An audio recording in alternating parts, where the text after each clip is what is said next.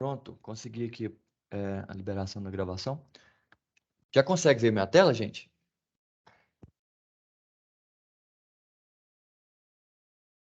Consegue visualizar minha tela? Sim. Perfeito. Pessoal, meu nome é Teófilo, né? Eu vou abrir minha câmera aqui para vocês me conhecerem também. Eu trabalho aqui junto com o professor que está acompanhando vocês, e aí ele teve um imprevisto, né? E para vocês não ficarem sem essa aula, ela é a última aula aqui. Deixa eu só abrir aqui a sala de aula, só para mostrar para vocês aqui. Ela é a última aula, aqui, ó, 21 de setembro, né? A unidade encerra dia 23. Então, ela é a última aula que foi uma aula de dúvidas para a gente fazer o fechamento. E aí, eu estava dando uma olhada nas atividades e percebi que a última atividade 5, foi a que teve menos entrega, que ela era mais complexa, era um pouquinho maior. Aí eu gostaria de saber, de antemão, se vocês têm alguma dúvida na atividade 5, ficou sem enviar alguma coisa porque não conseguiu, para a gente atacar, ou vocês não têm dúvida e eu posso aqui tocar uma aula, como que funciona?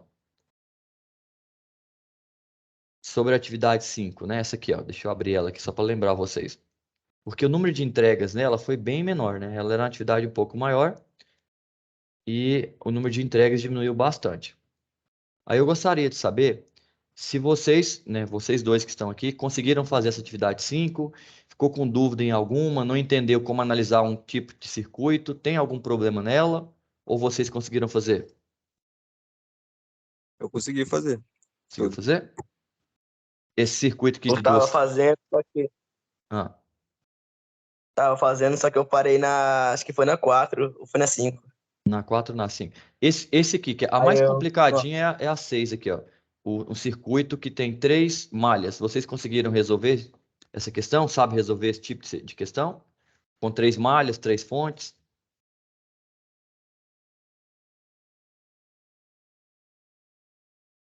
Sim ou não? Tem alguma dificuldade nesse tipo de circuito aqui, ó? Deixa eu ampliar, talvez vocês não estão enxergando bem. Aqui, ó. Que essa atividade aqui, ó, ela é uma atividade que ela pede para você resolver um circuito que tem 3 malhas, né? E cada malha tem uma fonte. E eu preciso encontrar o quê?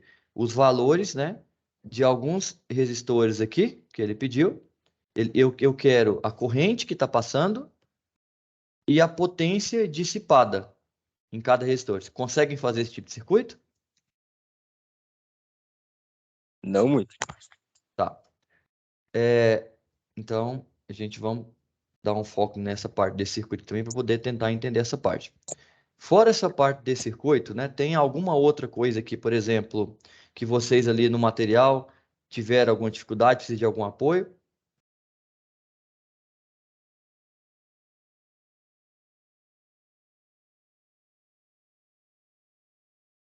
Não? Estou perguntando, pessoal, porque eu já poderia ter iniciado a aula, é só porque, como essa aula ele tinha reservado como uma aula de plantão aqui, que é aula de dúvidas, né? Só para ver se vocês têm alguma dúvida. Se não tiver, então eu vou analisar um circuito de 3 fontes, que é o que eu sei que vocês têm um pouquinho de dificuldade, porque a entrega da última atividade, né? Essa aqui é a atividade 5, ela foi o número de entregas foi reduzido. Então, imagino eu que vocês tiveram dificuldade nessa atividade. Então, o que eu tinha pensado? Eu vou passar pela atividade, vou parafrasear o que pede em cada atividade, vou mostrar aqui no material, né, onde você poderia estar lendo para conseguir fazer, e na hora de analisar um circuito mais complexo, eu faço com vocês uma análise, tá bom? Então, vamos prosseguir desta forma. Vou fechar minha câmera aqui, para não pesar muito aqui a conexão, e vamos lá. O livro didático, a gente tem 2 volumes. O primeiro volume fala de corrente contínua e o segundo de corrente alternada. Eu vou abrir também o segundo livro didático, né, que é o volume 2, e eu vou deixar ele aberto aqui. E aí agora eu vou abrir essa atividade 5, que eu tinha dito para os senhores, e vamos dar uma passada nela, porque o número de entrega foi bem reduzido, talvez vocês estão com alguma dificuldade. Vamos lá. Ó, a primeira questão da atividade, o que que ela pede, né? Vamos só entender e vamos mostrar onde que vocês podem colher informação. Sabendo que a eletricidade é a principal fonte de energia para a utilização de sistemas de iluminação, geração de força motriz e usado também para gerar calor, escreva o conceito de 4 grandezas elétricas. Em seguida, informe o nome do aparelho necessário para realizar a sua medição. Então, esta é bem simples. Ele quer o nome de 4 grandezas elétricas e depois o aparelho necessário para realizar a sua medição. Como que eu vou responder essa que ainda não fez, né? Essa aqui acho que é bem tranquila. Ó, aqui no livro didático, no volume 1, ele vai apresentar aqui, ó, deixa eu só dar uma avançada aqui, rapidamente.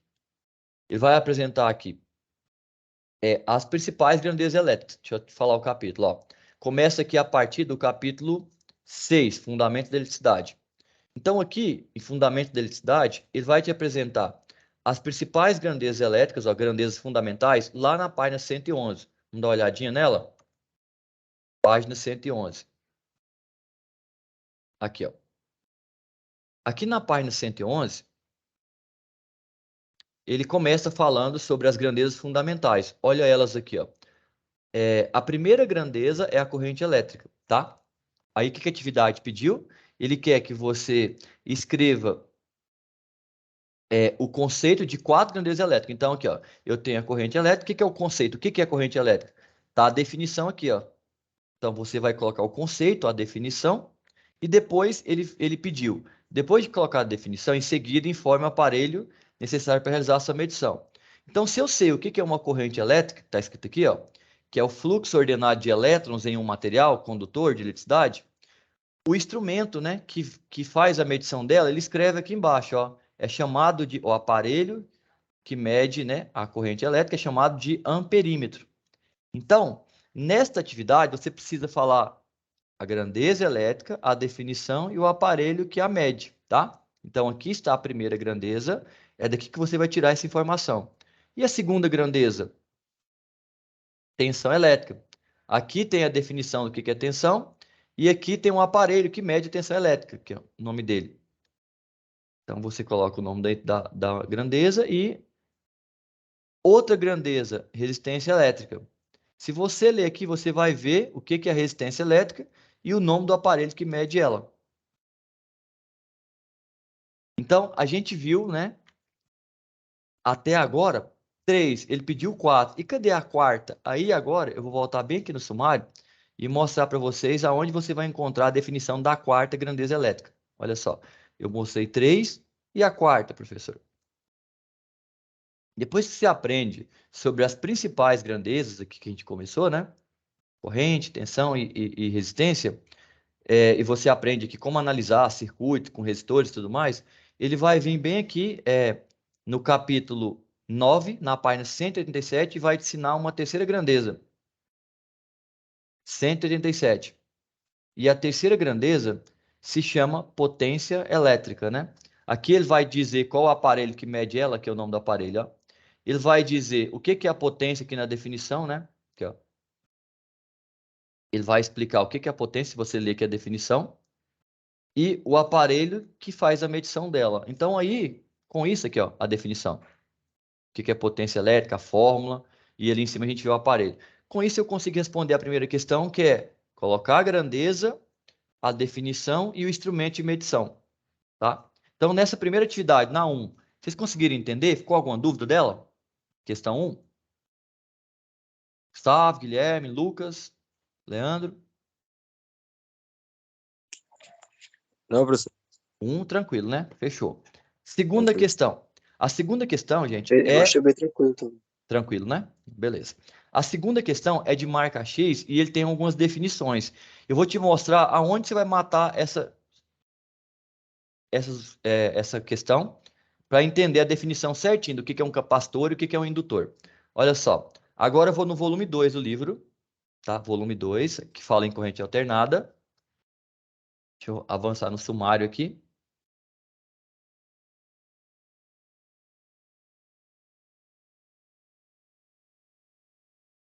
Corrente alternada, tá? Bem aqui no capítulo 3, 49. Ó, aqui a partir da página 49, ele começa a falar o que é corrente alternada. O que é uma corrente alternada? Diferente da corrente contínua, a corrente alternada é uma corrente que os elétrons não têm um único sentido. Eles têm dois sentidos de movimentação e eles ficam mudando de sentido 60 vezes por segundo, numa frequência de 60 Hz. Isso por quê? Porque pela forma de geração dela, que é uma forma de geração utilizando o eletromagnetismo, o que vai acontecer é que cada vez, né, que a bobina de cobre passa perto de um ímã, o elétron ou ele é atraído ou ele é repelido, então ele vai ficar movimentando, vindo e voltando, porque a atração e repulsão acontece cada vez que a bobina gira. Isso faz com que os elétrons vá e volta, né, tendo esse movimento alternado, que a gente representa matematicamente por uma senoide. Esse primeiro ciclo da senoide é como se o elétron estivesse vindo, né, numa direção, ó, ele está parado, ele vai na velocidade máxima, aí ele vai freando, freando até ele zerar. Quando ele chegou aqui em zerar, quer dizer que ele parou. Agora, ele começa a acelerar no sentido contrário, até uma velocidade máxima, depois ele começa a frear e parou. Então, essa ondinha para cima e para baixo é para representar o elétron indo e voltando o tempo todo, e essa onda, ela tem esse formato periódico, porque o movimento do elétron, né, para uma direção e para outra, ela segue essa não vou conseguir falar a palavra. Ela segue esse período, sabe? Assim, ela acontece de tempo em tempo, né? Para um lado e para o outro, tá? Então, a corrente alternada, ela tem, então, devido a esse fato de ter esse período ali determinado para acontecer um movimento para um lado e para o outro, a gente tem algumas grandezas associadas a ela. Uma delas é a frequência, que é quantas vezes o elétron vai e volta por segundo. A gente chama de frequência, que no nosso caso, o sistema elétrico no Brasil, é de 60 Hz. E tem o período, né, que é quantas vezes ela consegue... a frequência é quantas vezes ela faz por segundo, e o período é quanto tempo ela gasta para fazer uma única vez, para ela ir e voltar uma única vez. Tem um videozinho aqui que eu vou mostrar para vocês, ó, tá no YouTube, que depois vocês podem ver com calma, chama Viagem na Eletricidade. Aqui, ó. Ele é uma coletânea de vídeos, tá?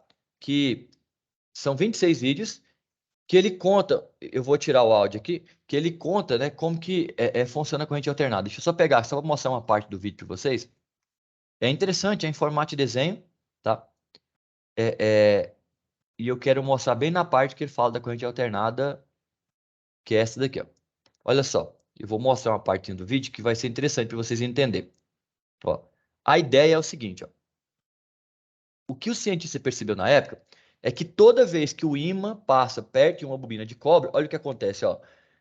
Quando o polo do ímã, o polo sul, passa perto da bobina, por exemplo, os elétrons que estavam no fio, eles são atraídos, aí eles vêm para o lado de cada bobina. Aí eu vou ter um lado mais e um lado menos, que é para onde os elétrons foram, ficou negativo. Aí a corrente vai circular em um sentido.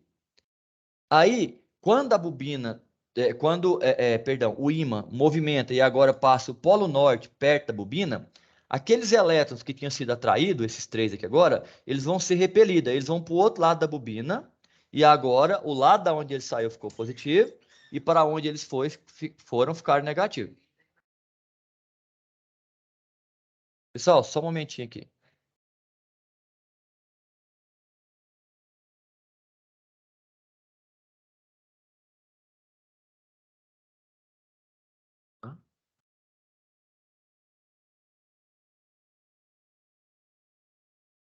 Tá. Já foi, já perdeu o time já. Na verdade, é periodicidade. Né? Constância, frequência, regularidade.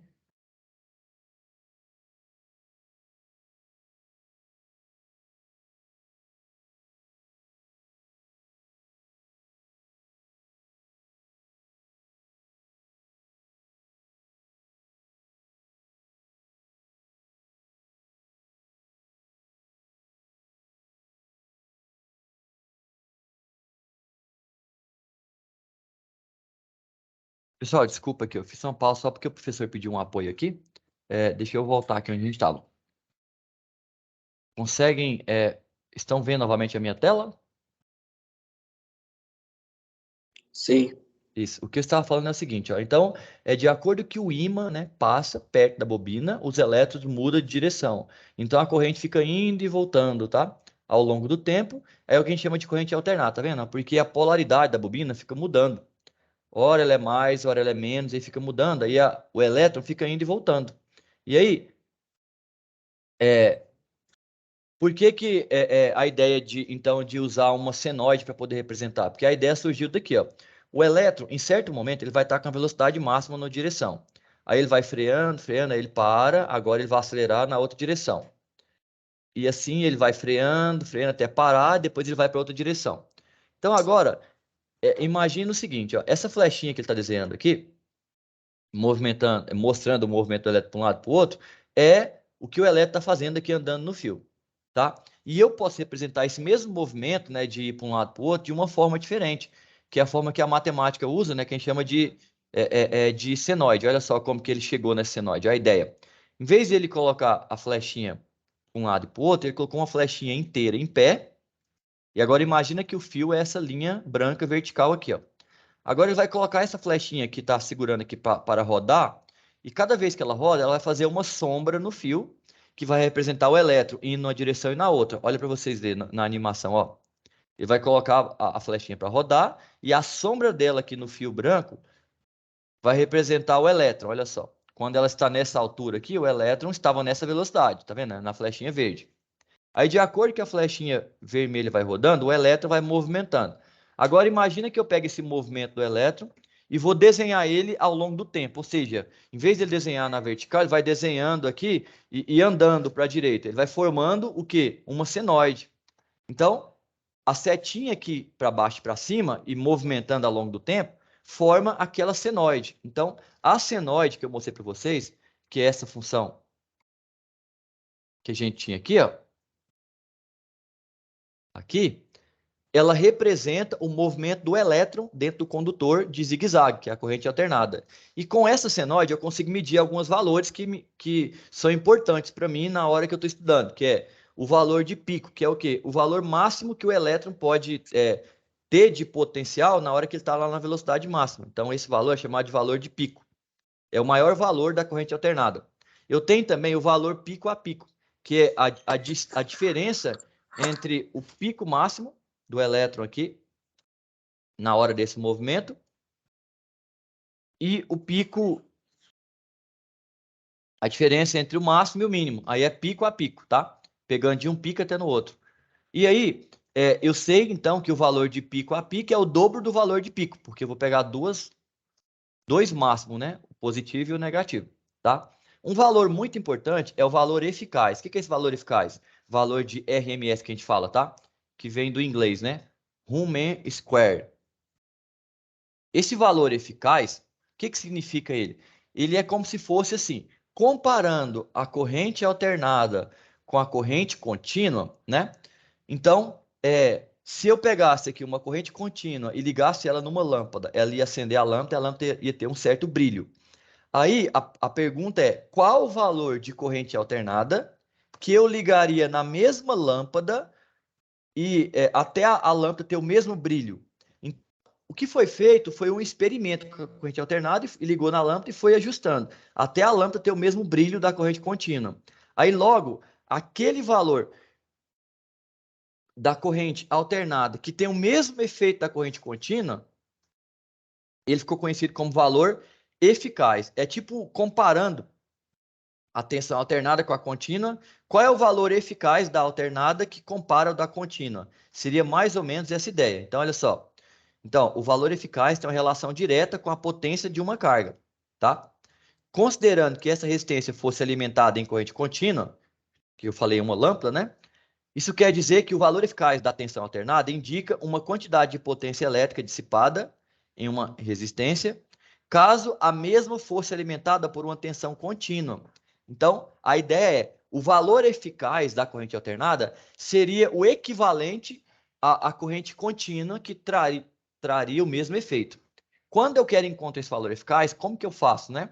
É só você vir na sua senoide, ver qual é o valor de pico dela e dividir pela raiz quadrada de 2, que você vai encontrar o valor eficaz. Então, vejamos. O que eu sei hoje? Hoje eu sei, por exemplo, que o nosso sistema elétrico, o valor eficaz da nossa tensão entre fase e neutro, né? Aqui em Goiás, por exemplo, eu não sei em Rondônia se é a mesma coisa, mas eu acho que é. A tensão da tomada da casa de vocês é 220 ou é 127? Vocês conseguem me dizer? Na tomada da sua casa, qual que é a tensão que tem na sua casa? A minha fica 127. Ah, então beleza. Então quer dizer que a tensão entre fase e neutro aí em Rondônia, a diferença de potencial entre as duas, fase e neutro, dá 127. Aqui em Goiás não é assim, tá? Entre fase e neutro aqui em Goiás, a nossa tensão, a nossa diferença de potencial é 220, tá bom? Nossa tensão é mais alta nas nossas tomadas aqui, 220. Na Sim, verdade aqui tem os dois, né? Tem tem, tomada que eu testo que fica 127, tem tomada que eu testo que fica 220. isso aí o que eu ia te explicar agora. É porque a tensão entre fase e neutro é 127 aí e aqui é 220. Agora, entre fase 1 e fase 2 aí em Rondônia, essa diferença de vocês dá 220, porque tem duas fases instaladas na tomada. E aqui em Goiás, se eu colocar entre a fase 1 e a fase 2, na minha tomada, eu vou ter tomada de 380 volts, Ah, tá? sim. A gente chama isso aqui de quê? A tensão monofásica e o outro é chamado de tensão bifásica. É porque a rede de vocês aí, a monofásica, é de 127, a de Goiás é 220. Aí quando você mistura duas fases, vocês vão para 220 e aqui em Goiás, duas fases dá 380 volts. E aí, então, só para explicar. Então, se eu pegar, por exemplo, uma tensão monofásica aí de vocês, e eu quero saber, ó, essa aqui é a tensão eficaz, tá? Esse valor aqui é eficaz. Então, o valor eficaz, que é chamado de RMS aí em Rondônia, é de 127 volts. Se eu quero encontrar o valor de pico, eu venho nessa equação aqui, ó, e vou pegar esse raiz de 2 e vou mandar ele multiplicando. Então, agora, é só eu mandar o raiz de 2 multiplicando o valor eficaz, se eu quero saber o valor de pico, tá? O valor eficaz é o mesmo valor de RMS, tá? Então, qual que é o valor de pico da sua onda aí? É só pegar, então, raiz de 2, né? E multiplicar por 127. Vamos fazer isso na calculadora para você ver quanto que vai dar, ó. 127. Ó, na calculadora, olha o valor que a gente teria. 2 raiz quadrada multiplicado por 127. Ó, deixa eu limpar aqui, que tem muita conta aqui. Ó, 2 raiz quadrada, para virar raiz de 2, vezes 127. Olha só o valor que daria. 179. Vou arredondar para 180. O que eu estou querendo dizer com isso? Eu estou dizendo para vocês que a sua tensão da sua tomada, ela chega a 180 volts no valor máximo dela. É a maior tensão que ela chega.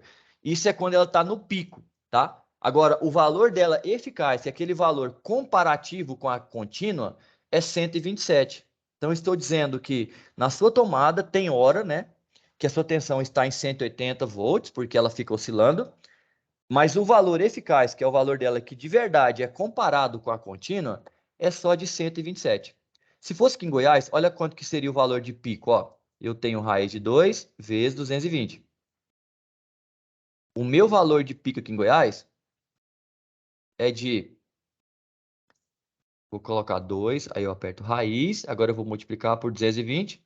Olha só, 311 volts. Então, olha o perigo aqui. Quanto mais alta a tensão que a gente trabalha, maior é o valor de pico. Então, na hora que você se acidenta na tomada, por exemplo, você vai ter hora que vai estar tomando 0 volts de choque, porque tem hora que o elétron para, né? Tem hora que você vai estar tomando 127, mas tem hora que você vai estar tomando 180, que é o máximo. E aqui em Goiás, tem hora que você não está tomando 0 volts, tem hora que está tomando 220, tem hora que está tomando 311.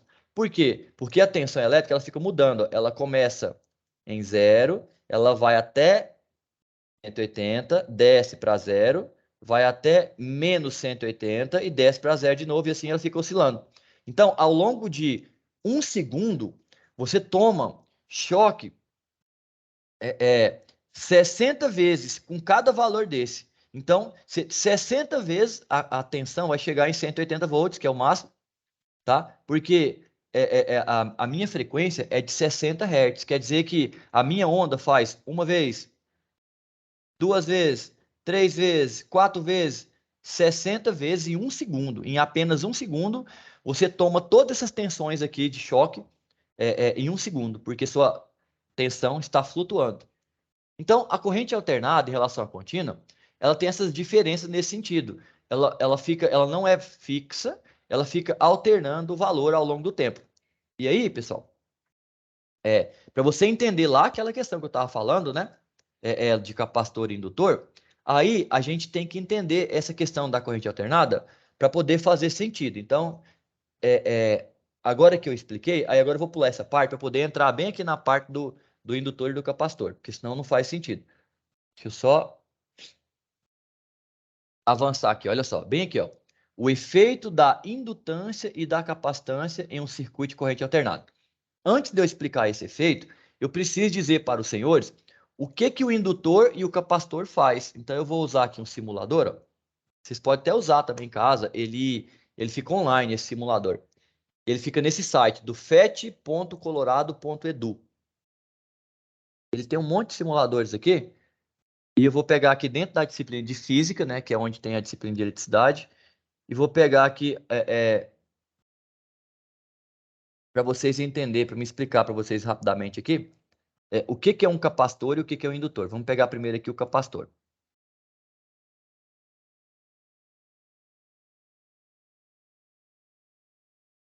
Ó, o que é um capacitor, gente? Capacitor nada mais é do que duas placas que ficam paralelas e elas não se tocam, mas elas ficam bem pertinho uma da outra, que eu consigo, quanto mais perto, maior é a capacitância, né? É a capacidade de armazenar carga. Então, ela está mais longe, ó, a capacitância diminui, mais perto, a capacitância aumenta.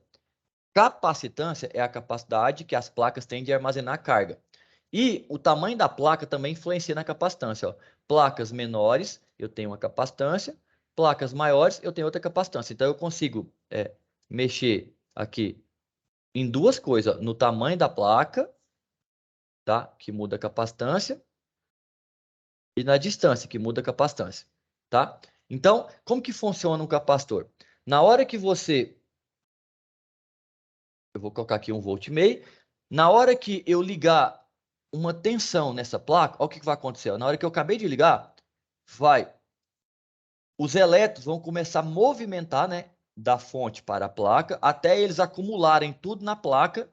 Como eles não conseguem atravessar a placa aqui, porque ela não está tocando um lado do outro, eles vão ficar acumulados e a placa vai gerar um potencial que é igualzinho da fonte. A hora que eu abro esse circuito, a minha placa ficou alimentada, ficou carregada. Então ela vai manter aquele potencial, ela está carregada. E como que eu descarregaria? Eu precisaria de ter alguma coisa para poder usar a energia da placa. Então olha o exemplo, ó. Quando eu ligo a minha placa aqui na minha fonte, ela rapidamente, os elétrons vão vir para ela e ela vai ser alimentada e ela vai armazenar esse potencial. E aí depois que a fonte não está mais entregando energia e ela vai ligar na carga, esse potencial dela vai descarregar na carga. Olha o que acontece na lâmpada, ó. Enquanto a lâmpada está recebendo a tensão, ela vai gastando a energia da placa, ó, até a energia da placa acabar e a lâmpada desligar. E olha que essa passagem de corrente elétrica, ela acontece, né, ali por um período de tempo até a placa descarregar. Agora a placa precisa carregar de novo para depois voltar na lâmpada e descarregar. Então, na corrente alternada, o que fica acontecendo o tempo todo assim, a placa carrega, descarrega, carrega, descarrega, carrega, descarrega. Então o elétron, olha o que acontece, ó. Ora ele está saindo da placa, ora ele está vindo na direção da placa. Ora ele sai da placa, ora ele vem na direção da placa. Então ele fica indo e voltando o tempo todo para a placa e saindo da placa. Então a placa, ela vai fazer com que, ela vai deixar o elétron teoricamente circular, porque ele não vai atravessar a placa, mas o que ele vai fazer? Na hora que eu coloco na fonte, ele vem até na placa, na hora que eu conecto na carga, ele sai da placa, volta para a placa, sai da placa. Então o elétron fica indo e voltando. Pronto, isso já é corrente alternada. Já tem um efeito do movimento. E aí o que acontece isso quando eu coloco uma corrente alternada no capacitor? É o que ele vai explicar aqui, ó. Olha só. Quando eu coloco uma corrente alternada no resistor, a corrente que passa no resistor, ela fica em fase com a tensão. não tem nenhum tipo de defasagem, porque o resistor, ele não armazena essa corrente elétrica, né? O resistor é aquela resistência que somente esquenta quando passa a corrente. Então, como ele não está armazenando energia na hora que o elétron está chegando nele, então ele não defasa, os elétrons continuam em fase com a tensão. Já o capacitor não, olha no simulador, ó. O capacitor, ele armazena energia, ó. Na hora que eu ponho na fonte, ele armazenou, quando eu ponho na carga, ele vai gastar energia armazenada. Então ele armazena, ele guarda energia. Já o resistor não guarda. Então, quando eu coloco um resistor em corrente alternada, a corrente elétrica e a tensão, elas ficam em fase, ou seja, quando a tensão está no máximo, a corrente do resistor também está no máximo. Quando a tensão está no mínimo, no valor negativo aqui, né? A corrente também está no valor negativo aqui, no ponto máximo negativo. E aí a gente diz o quê? Que a corrente e a tensão no resistor, elas estão em fase. Desenhando em forma de fasor, a gente desenha duas setas na mesma direção. É claro que a seta da tensão é maior, porque ó, o pico da tensão é maior que o da corrente, mas as duas estão na mesma direção. E isto é o que acontece no resistor, tá? Porque a tensão e a resistência estão em fase. Agora, olha o que acontece no capacitor, né? Ó, no capacitor, perdão, aqui no indutor primeiro, né? Tá falando do indutor, ó. Tá escrito, ó. Quando a tensão alternada é aplicada no circuito contendo apenas indutor, o comportamento da tensão e da corrente são diferentes. Não haverá corrente até a tensão atingir seu valor máximo. Desta forma, a corrente sempre estará atrasada em relação à tensão. Então, como aqui está falando do indutor, primeiro eu vou aqui no capacitor, né? Porque eu estava falando de capacitor. Ó, no capacitor, que é aquela plaquinha lá, olha o que vai acontecer. Quando eu conecto a minha tensão lá no capacitor, na hora que eu conecto, instantaneamente na hora que eu conecto, os elétrons vão começar a sair da placa ou sair da fonte e vir para a placa, e eles vão carregar a placa. Então, o que acontece? Na hora que eu conecto 5 volts instantaneamente, ó, vou deixar zerar primeiro aqui a minha placa, e ela vai ficar com 0 volts, ó, sem potencial nenhum. Quando eu conecto a minha placa na minha fonte, ela vai vir a corrente de uma vez para a placa, e a minha tensão na placa vai aumentando até a corrente parar de chegar. Então, olha só. E isso acontece de uma vez. A corrente ela vem tudo de uma vez, mas a minha tensão na placa ela vai aumentando até não ter mais nenhum elétron para chegar. Então, isso quer dizer o quê? Que quando eu jogo, eu conecto a minha placa numa fonte de tensão alternada, a minha corrente ela começa, né, a surgir aqui já no valor máximo, e de acordo que a tensão da fonte vai distribuindo para o capacitor, a minha corrente vai diminuindo até a minha corrente zerar. Por que ela zerou? Porque agora não tem mais nenhum elétron chegando na placa, ó, porque todo mundo já chegou. Então, é o contrário. Enquanto a tensão está aumentando aqui na placa, os meus elétrons estão diminuindo. Na hora que a minha tensão da placa chegou no valor máximo, ela está agora no valor máximo, aqui de um lado para o outro, está aqui com 1,5 volt, que é o valor máximo. Deixa eu só inverter aqui para ficar positivo. Ó, tá com 1,5 volt, não tem mais nenhum elétron chegando. Por quê? Porque todos já chegaram aqui na placa. Então, a corrente elétrica, ela vem de uma vez, já vem no seu valor máximo aqui, enquanto a tensão vai aumentando gradativamente, até chegar no máximo. Então, com isso, eu percebo que a minha senoide da corrente elétrica ficou defasada em relação à tensão. Ela defasou em 90 graus. Por que 90, professor? Porque a gente usa essa lógica aqui, ó. Lembra lá daquela flechinha lá que a gente pôs ela para girar a bola inteira? Então, a bola inteira, pessoal, ela tem 360 graus. Cada giro do elétron, quando ele está, cada ângulo que ele fizer aqui, cada um quarto de volta, ele faz 90 graus, tá? Então, outro quarto de volta, mais 90, já deu 180 graus. Outro quarto de volta, mais 90, aí já tem 180 graus. Outro quarto de volta, mais 90, 360 graus. Então, uma volta completa daquela flechinha é 360. E essa volta completa é uma senoide aqui, ó. Então, eu posso dizer que a minha senoide ela pode ser dividida em 4 partes, ó. 90, esse outro pedaço, o outro 90, aqui. Esse outro pedaço até aqui no meio, ó, o outro 90 graus, tá aqui. E a última volta para completar, chegar aqui, ó, o outro 90 graus. Então, a minha senoide, ela pode dividir em 4 partes de 90 graus, tá? E aí, a defasagem entre a corrente aqui, ó, e a tensão ficou de 90 graus. Por que 90 graus? Porque, olha só, do pico da minha corrente até o zero, né, aqui, ele aconteceu no intervalo de 90 graus, né? Porque ó, do pico até no zero é esse primeiro pedaço do recorte aqui, ó. Então, foi 90 graus para poder a minha corrente chegar em zero, que era o valor que já estava a tensão. Então, para a minha corrente chegar no mesmo valor da tensão quando começou, eu me atrasei de 90 graus, porque eu comecei lá no máximo. Eu atrasei 90 graus. Então, a gente diz o quê?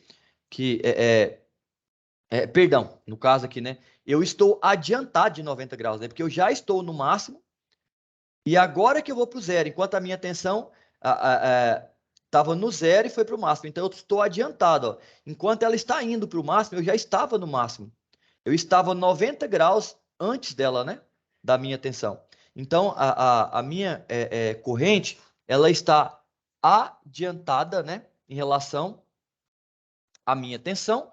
Ou, em outras palavras, né, a minha tensão ela está atrasada em relação à corrente. Ó. Então, por isso que ele está dizendo tensão atrasada. Depende do ponto que eu olho.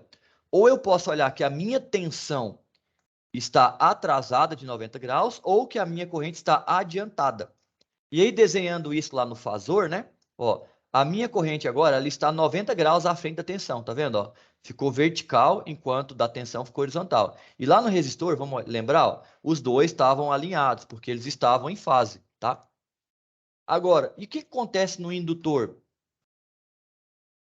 O indutor, ele é semelhante ao capacitor na lógica, né? Só que, deixa eu ver se eu tenho aqui nesse simulador algum de indutor para mostrar para vocês aqui. Porque eu estou vendo se tem agora, porque eles mudaram alguns simuladores aqui, que eles atualizaram. Aqui, ó. Esse aqui é um indutor, dá para a gente ter uma noção mais ou menos aqui do que acontece. Ó, indutor nada mais é do que uma bobina de cobre, tá? E aí, quando um ímã passa perto dele, induz uma corrente. Deixa eu ver se ele consegue mostrar para a gente aqui. Corrente, acho que só mostra a linha de campo aqui, ó. Mas aqui pelo o medidor, dá para me ver o que acontece, ó. Quando o ímã aproxima, lá, ó, a minha corrente vai num sentido e o potencial fica negativo. Quando afasta, ó, vai no outro sentido e fica positivo. Então, é como se o meu elétron estivesse indo e voltando, ó. Igual aquela setinha tá balançando lá. Ó. Porém, o que está acontecendo no indutor, né? Que aqui nesse simulador não dá para poder ver. O que está acontecendo no indutor é que quando eu jogo a tensão nele direto, né? Acabei de jogar a tensão no indutor, a minha corrente ela vai começar a movimentar. Então, ó, eu joguei lá a tensão máxima, aí que a minha corrente vai começar a movimentar até todos os elétrons chegar naquela velocidade máxima. Mas enquanto isso, né, a minha tensão já tinha chegado na velocidade máxima e agora ela está diminuindo a velocidade, a tensão dela. E meu elétron, ao contrário, está aumentando. Então, no indutor, a minha tensão começa no valor máximo e os meus elétrons começam parados. E de acordo que a minha tensão vai diminuindo, aí que o elétron vai aumentando. Então aqui eu tenho novamente uma defasagem de 90 graus. A gente diz que a minha corrente está atrasada, né? Ela está atrasada, ó. A minha tensão já está em 90, a minha corrente vai chegar em 90 não, no valor máximo daqui 90 graus. Então ela está atrasada, então corrente está atrasada ou posso dizer que a minha tensão está adiantada. Então, de forma geral, o meu capacitor, ele adianta a corrente e o meu indutor, ele atrasa a corrente em 90 graus. Se eu for olhar o fasor aqui, ó, eu vou ter que a minha tensão está aqui no zero e a minha corrente está atrasada em 90 graus. Então, tem um atraso de 90 graus. Então, qual que é o efeito do capacitor e do indutor na corrente alternada? O capacitor adianta a corrente, ela chega primeiro, então o fasor fica com a setinha da corrente para cima, E o indutor, ele atrasa a corrente, ela fica atrasada, ela demora mais chegar, né? A tensão chega primeiro. Então, ela fica atrasada de 90 graus. Então, esta variação, né, da corrente que acontece, ó, com a oposição, né, que é oferecida a esta variação de corrente, é chamado de reatância indutiva. E no capacitor, ó, esta variação, né, é chamado, aqui no capacitor, é chamado de reatância capacitiva, tá? Então, a diferença entre os dois é justamente esta defasagem que acontece, que é diferente um do outro, um adianta e o outro atrasa, mas ambos os dois atrapalham a corrente variar, né? E esse atrapalhar é chamado de reatância, tá? Então, a oposição, né, que a capacitância oferece à variação de corrente é chamada de reatância capacitiva, e a oposição que a indutância oferece à corrente é chamada de reatância indutiva. Então, os dois oferecem uma oposição à passagem da corrente. E esta oposição é chamada de reatância. E a gente pode calcular ela dessa forma aqui, ó. Eu dependo da frequência da fonte, do valor do indutor e dessa constante 2π. E se for do capacitor, eu calculo assim, ó. Eu dependo da frequência da fonte, do valor do capacitor e da constante 2π também. Só que agora é numa divisão. Ambas as duas vão me dar reatância indutiva e capacitiva. E essas reatâncias, gente, elas são como se fosse a resistência elétrica, só que a resistência elétrica do indutor e a resistência elétrica do capacitor. Então, ambos oferecem dificuldade para o movimento da corrente elétrica, só que na corrente alternada, além do resistor, que não defasa ninguém, eu tenho um indutor e o capacitor que causa uma defasagem, que essa é essa dificuldade que vai surgir aqui. E aí, na nossa atividade, né, voltando aqui nela, olha só, ele está falando para a gente aqui, ó, baseado em seus conhecimentos, assinale a única alternativa que representa o comportamento do capacitor e do indutor quando submetido à corrente alternada. Então, a capacitância é a propriedade de um dispositivo elétrico ou de um circuito em se opor à variação de corrente, ou seja, a passagem de uma corrente alternada. Ele está dizendo que isso é capacitância. Vamos ver se é verdade? Aí, aqui eu tinha falado da reatância, não da capacitância, né? Vamos ver lá onde ele fala da capacitância. Quer ver? Acho que é um pouquinho abaixo, ou é um pouco antes. Então, aqui já é falando do circuito, acho que é um pouco atrás.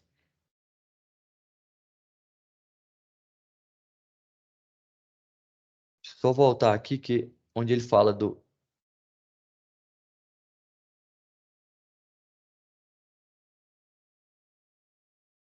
Aqui, ó, é bem aqui atrás mesmo.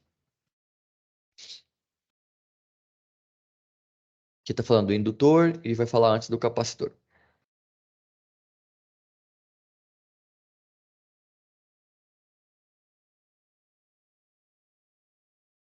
Ó, esse é do capacitor, tá vendo?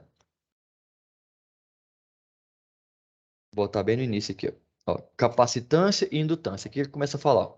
Ó, olha só a definição.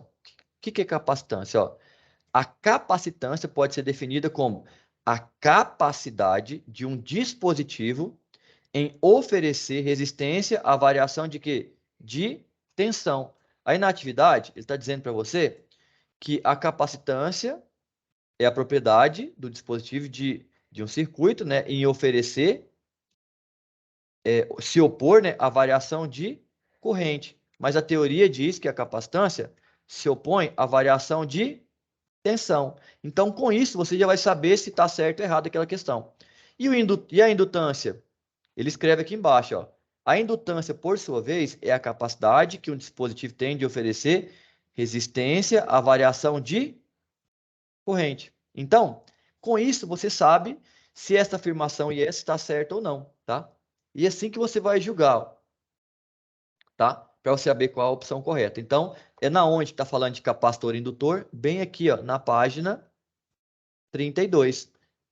Capacitância e indutância, tá? Então, essa teoria tem a ver com essas duas teorias que eu acabei de explicar para vocês, tá bom? Sobre essa história, né, de capacitância e indutância, alguma dúvida, gente? Entenderam a lógica aqui?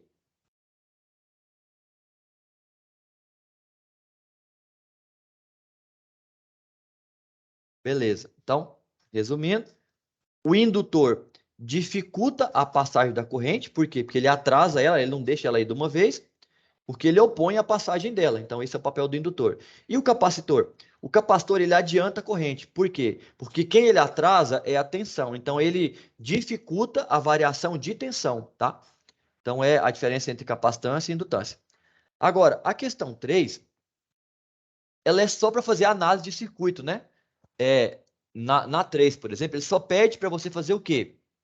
Para você encontrar a resistência equivalente, tá? Então, eu tenho um circuito e eu quero encontrar a resistência equivalente desse circuito. E como que eu vou encontrar? Fazendo série paralelo, né? Como a gente já aprendeu. Só quero encontrar o REC aqui.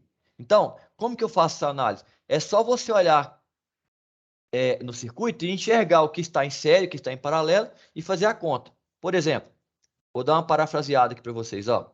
Esse circuito, por exemplo, o R3 e o R4, eles estão em paralelo. Por quê? Porque eles começam no mesmo nó e terminam no mesmo nó. E como que a gente faz o paralelo de duas resistências? Vocês aprenderam já no livro. Ó. A resistência equivalente desses dois paralelos é só fazer o produto de R3 por R4 e dividir pela soma de R3 por R4. Soma e coloquei vezes aqui, né?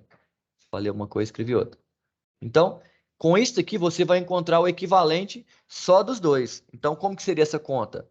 60 vezes 100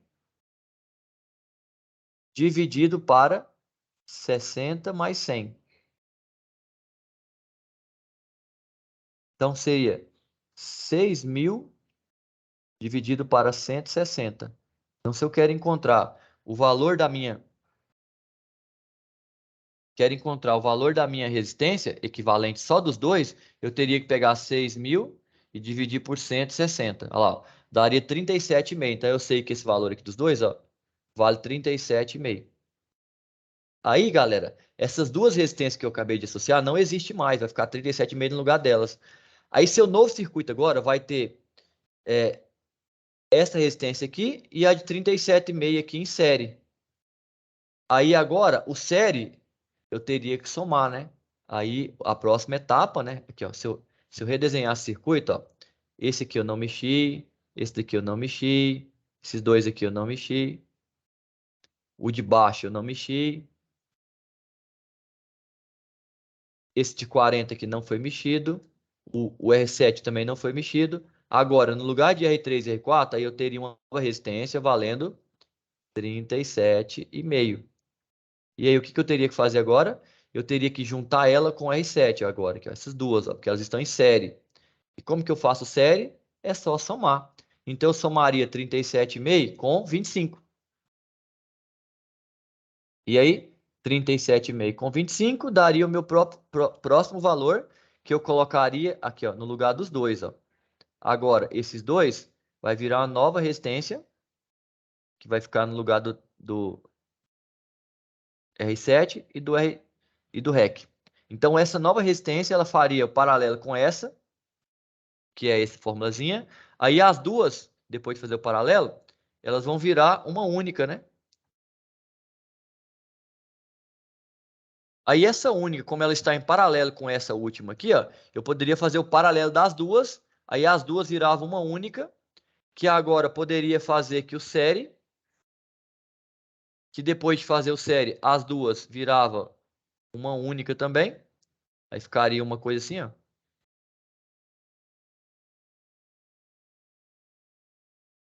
E aí, se eu juntar essas duas, elas virariam uma única também, ficaria uma coisa assim, ó. E agora, em paralelo com a de baixo. Aí agora eu posso fazer paralelo das três, né? Ao mesmo tempo, ou de duas a duas, que no final das contas eu teria uma única resistência. E essa era o REC que eu estou querendo. Então, essa atividade 3 ela é bem simples. É só você fazer paralelo e série passo a passo, que você consegue fazer a letra A e a letra B. Está muito fácil. Ó. R4 está em série com R5. R1, R2, R3 está em série. Depois, todas as três estariam em paralelo. R8 com R7 está em série. R9 com R10 está em série. Depois, as duas estariam em paralelo. E aí, por final, teria uma resistência em cima e embaixo que estaria em série. Acabou. Pessoal, esses dois circuitos aqui, A e B, alguma dúvida nele? Consegue resolver? Entenderam? Esse aí tá certo. Tá certo. Então, beleza. Vamos avançar. Esse aqui não é problema. Questão 4, então.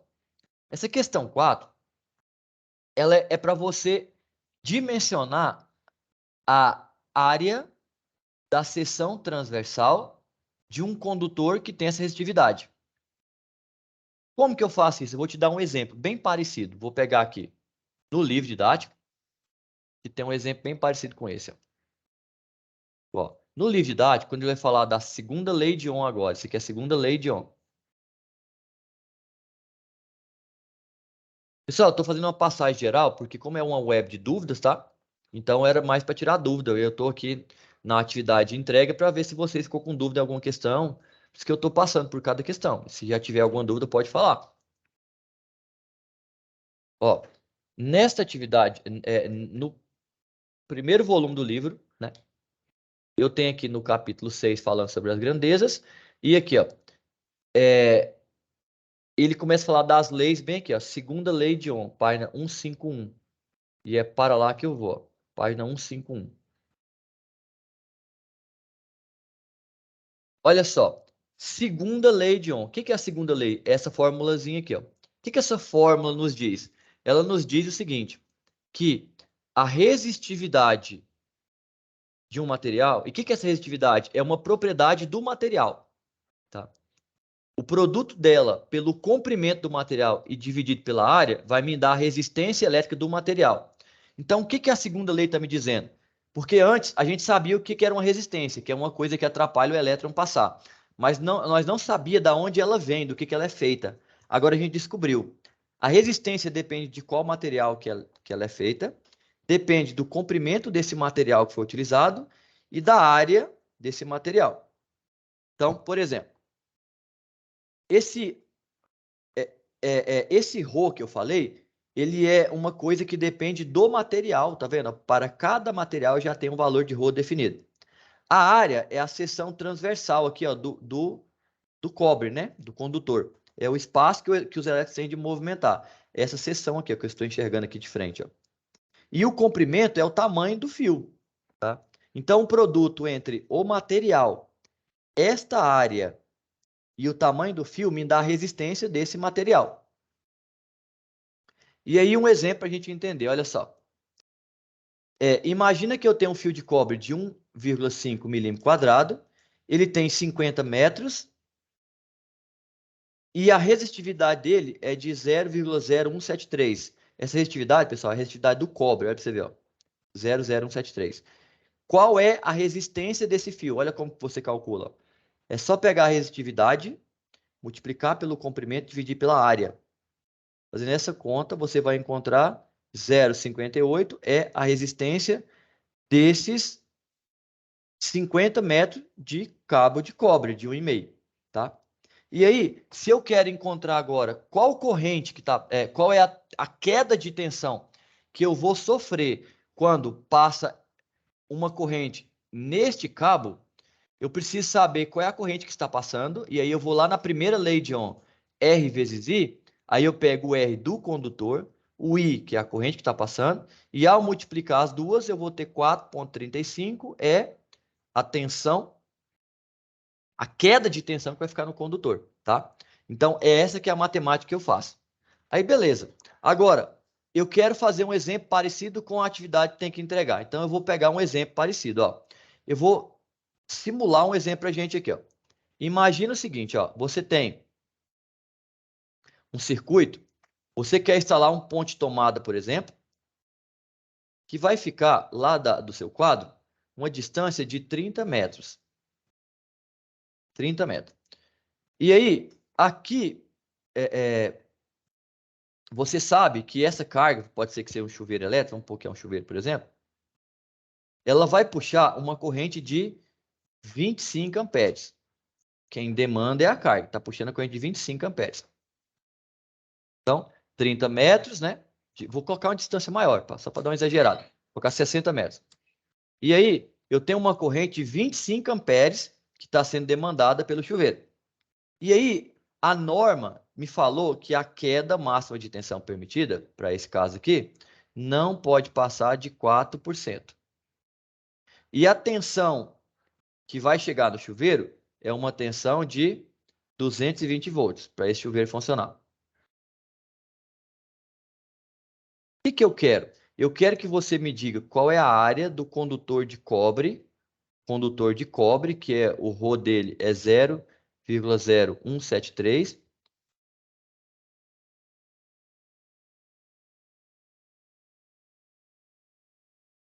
Estou colocando aqui só a unidade de medida. Então, eu tenho uma queda de tensão máxima de 4%, que é permitido. A tensão é de 220 volts, que tem que chegar no chuveiro, mas vai ter uma queda, né? E a corrente que está passando é de 25 amperes. Eu quero saber qual é a área, né? A área desse condutor de cobre. Olha como que eu vou fazer. Primeiro passo, eu preciso saber, para mim calcular a área, né? Eu preciso saber qual é a resistência elétrica que representa 4% de queda. Então, o primeiro passo meu é o seguinte, ó, eu vou calcular a minha queda de tensão de 4% em cima dos meus 220 volts. Eu vou multiplicar 4% por 220, você vai encontrar, e essa conta é bem fácil na calculadora, gente, ó. É só colocar, lembrar que 4% é 0,04, né? 4 por 100 vezes 220. Olha lá, dá 8,8. Então, 8,8 volts é a queda de tensão máxima permitida. Tá? Essa é a queda permitida. Aí eu quero saber qual que é a resistência permitida para essa queda. Como que eu calculo resistência pela primeira lei de Ohm? É a tensão dividido pela corrente. A minha queda de tensão permitida é de 8,8. A minha corrente que vai ser demandada é de 25 amperes. Então, a minha conta é dividir 8,8 para 25. 8,8 dividido para 25. Olha o que eu vou encontrar.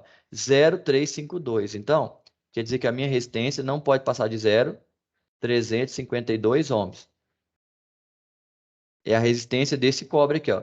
É a resistência do fio. É de 0,352. Agora, eu vou na minha segunda lei de Ohm para poder calcular a área. Olha só. A segunda lei de Ohm fala que a resistência do fio, que eu já sei que tem que ser de 0,352, ela é igual a ρ vezes L dividido por A. Como eu quero saber o A, né, que é a área, então eu vou usar a matemática e fazer uma multiplicação cruzada. Ó. O A vai tomar o lugar do R e o R vai tomar o lugar do A, aqui embaixo.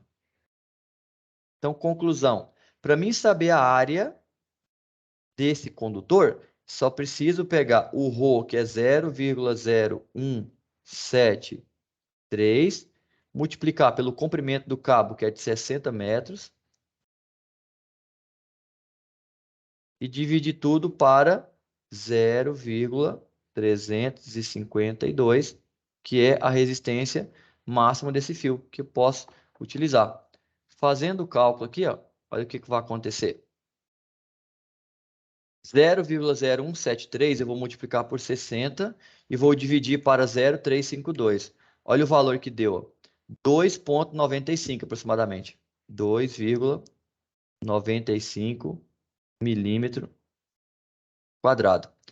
Esta tem que ser a área do fio de cobre para suportar a corrente de 25 amperes e a queda de tensão, né, ser no máximo de 8,8 volts. Só que quando você vai comprar esse cabo, não tem 2,95. Você vai encontrar, o primeiro valor maior vai ser um de 4 milímetros. Então, quer dizer que para esse chuveiro, eu vou ter que usar um fio de 4 milímetros, porque o de 2,5 não serve, né? Porque eu preciso de 2,95. Então, o próximo é de 4 milímetros. Então, isso é basicamente o que a atividade está pedindo. Ó. Se você analisar, fazer analogia, olha só. A atividade te deu a tensão que vai ser instalada. Ela te falou que a resistividade é 0,0278. Ela te disse que o comprimento do condutor é de 90 metros. Ela te disse que a corrente que precisa passar é de 50 amperes. E ela te falou que a máxima queda é de 2%. Então, foi tudo que eu acabei de fazer. Ó, eu peguei, só que no meu eu usei 4. Eu peguei a queda de 4%, apliquei na tensão da fonte, que é 220, e encontrei a tensão de queda. Com essa tensão de queda dividida pela corrente, que no seu caso é 50, eu encontrei a resistência do condutor. E com essa resistência, pela segunda lei de Ohm, eu troco o A de lugar com o R. Só jogar o Rho, o L e o R aqui, que você vai encontrar a área do condutor de cobre que é necessária. Pessoal, alguma dúvida nisso que eu acabei de falar? Entendeu como fazer a quarta questão? Entendi. Fechou. Vamos para a quinta, então. A quinta questão é muito parecido com a terceira.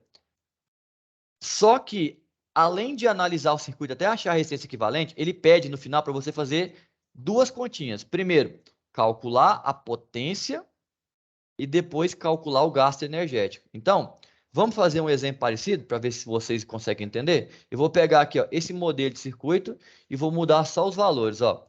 Em vez de eu usar 25 aqui, ó, eu vou usar 30. Aqui, vou usar 60. Vou só alterar os valores aqui para poder ficar mais fácil para vocês entenderem a lógica. Ó, esse aqui vou usar 30. Aqui agora vai ser um resistor de 20. Esse aqui vai ser um resistor de 100. E a minha fonte não vai ser 220 volts, não, vai ser de 100 volts. Só para a gente analisar e encontrar a potência dissipada no circuito. O que você tem que fazer? Primeiro passo é fazer a associação de resistores para poder encontrar o equivalente. Então vamos lá. Ó, a minha resistência equivalente vai ser igual a... Ó, imagina, para encontrar a resistência equivalente, eu uso uma técnica que é assim. Ó. Imagina que a corrente está saindo da fonte. Quando você chegar nesse nó, você tem dois jeitos de chegar do outro lado.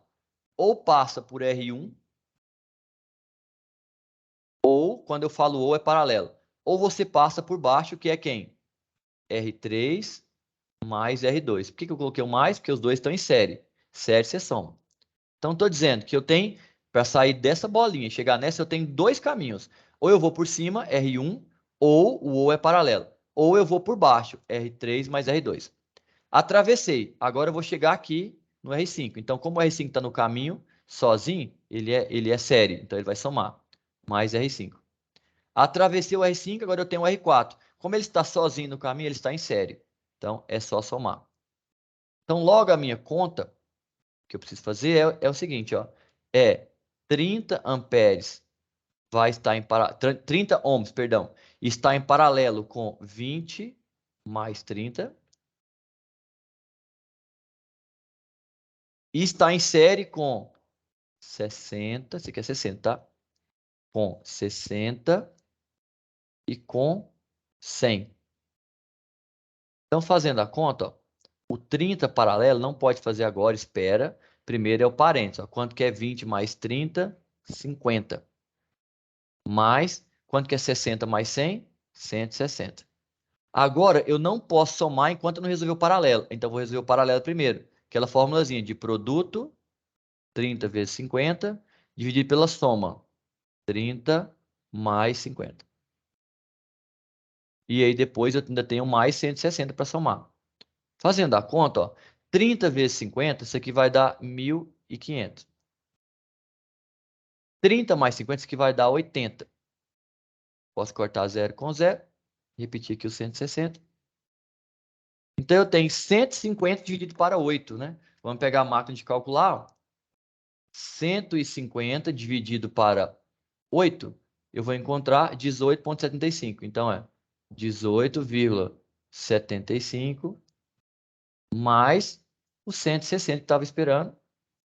Então, a minha resistência, equivalente do meu exemplo, deu 178,5 ohms. Então, agora, a minha fonte, pessoal, de 100 volts, agora, ela continua sendo de 100 volts, só que agora eu tenho uma única resistência, que é a resistência equivalente, valendo 178,5 ohms. O que eu preciso fazer agora é só encontrar a minha corrente elétrica. E como que você encontra ela? Primeira lei de Ohm. A corrente elétrica é igual a tensão dividido pela resistência. Então, esse é o valor para encontrar a corrente. A tensão é 100 volts. A resistência é 178,5. Logo, a minha corrente elétrica, a gente vai na calculadora, ela vai me dar o valor de 100 dividido para 178,5, deu 0,56. Então, 0,56 é o valor da corrente elétrica que circula nesse circuito. O que eu faço com essa informação agora? Eu vou calcular a potência dissipada pelo circuito. Ó. Se eu sei que a corrente que sai é 0,56 e a tensão da fonte é 100, a potência é só pegar o U da fonte vezes o I da fonte. Então, logo, vai ser 100 vezes 0,56, que ao multiplicar, isso vai me dar 56 watts de potência. Esta é a potência dissipada, tá? E agora, como que eu transformo isso em valor? Primeira coisa para você transformar em valor, você tem que calcular a energia, e a energia é essa fórmula aqui, ó. É a potência dissipada multiplicada pelo tempo de consumo, tempo que está usando o circuito, dividido por 1000, para poder transformar isso em kWh. Então, no meu problema, a minha potência era 56. Vamos supor que eu estou usando o meu aparelho, esse circuito aqui, 10 horas por dia. Então, vezes 10, dividido por 1000. Então, quanto que vai dar meu quilowatt-hora? Vai dar 0. Já vou fazer por etapa. Espera aí, com calma. 56 vezes 10 vai dar 560. Dividido por 1000 vai dar 0,56 kWh. E quando eu tenho o valor do quilowatt, agora fica fácil, porque se eu for lá na concessionária, no meu talão de energia e olhar quanto que está custando o quilowatt, vamos supor que o custo dele, né? O valor, aqui, ó, 1 kWh, 1 kWh, supor que ele está custando 70 centavos. Agora, para mim transformar isso em dinheiro, em custo, é só eu multiplicar, então, o tanto de quilowatt-hora que eu estou usando aqui, usando 10 horas no meu circuito, multiplicado por 70 centavos, que é o valor pago por cada quilowatt. Então, nesse exemplo meu, 0,56 vezes 0,70, eu vou gastar 40 centavos, aproximadamente, de energia a cada 10 horas que eu tiver... Opa, 40. A cada 10 horas que eu estiver usando esse circuito. Então, isto é basicamente o que está pedindo aqui. A diferença é que eu estou usando por 3 horas, o custo é 36 centavos, tá? E aí você analisa o circuito e depois calcula o gasto total. Tá, gente? Alguma dúvida nesse? Não, não, sem dúvida. Perfeito, então. Então vamos avançar, porque aí depois vocês podem rever o vídeo se eu expliquei meio rápido, porque aí vocês conseguem fechar a atividade. Então, só um momento aqui, gente. Só mais uma pausa rapidinho.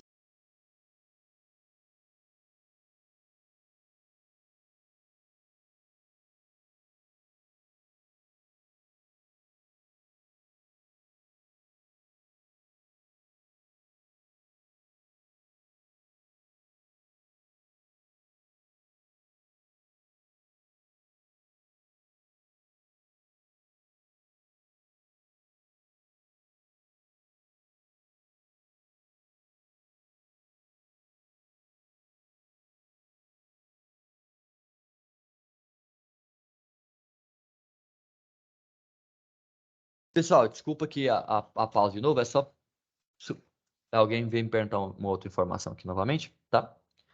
Só para poder atender mesmo. Então, gente, nessa atividade, então, na 5, né? A gente chegou na atividade 5. Então, o que eu tenho que fazer? Eu tenho que achar a resistência equivalente, calcular a corrente, e aí quando eu multiplicar tensão por corrente, eu tenho a potência, Com a potência eu calculei a energia, e com a energia e 3 horas de uso, eu calculo o custo em kWh e multiplico por 36 e descubro o valor da conta.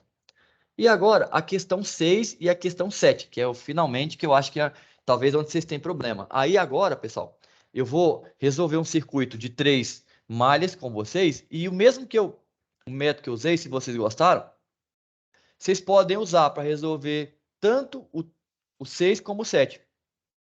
Qual que é a diferença dos dois? É que no 6, ele tem 3 malhas, mas só tem uma fonte. E no 7, ele tem 3 malhas, mas tem 3 fontes. O método que eu vou ensinar para vocês não importa se tem ou não tem fonte. A técnica é a mesma, vai chegar no mesmo resultado. E tem uma vantagem nesse método que você consegue encontrar a corrente, né, de cada malha, e ao encontrá-la, você pode tratar a informação que você quiser. Então, vou fazer um exemplo aqui agora, para a gente matar essa aula. Deixa eu vir aqui no livro agora. Vou pegar um exemplo do livro. Para não pegar o exemplo de vocês. Ó. Então, é no livro, no volume 1, eu vou lá na hora de analisar circuito de 3 fontes. De 3 malhas. Tá, ok, esse aqui só tem 2 malhas, tá pouco. Deixa eu ver se tem um maior um pouquinho. Para explicar para vocês. 2 malhas. Estou caçando aqui um exemplo com 3 malhas, tá? Só para poder... 2. Se não tiver, nós inventamos um agora. Se não é problema, não. Não encontrei. Então, se não encontrou, a gente faz um agora. Vou até fazer assim, ó. Vou pegar esse aqui com 3 fontes e vou mudar os valores, que a gente tinha feito aqui, ó. Porque esse é o de vocês. Eu vou mudar o meu, ó. Vou mudar os valores para a gente analisar ele agora, juntos.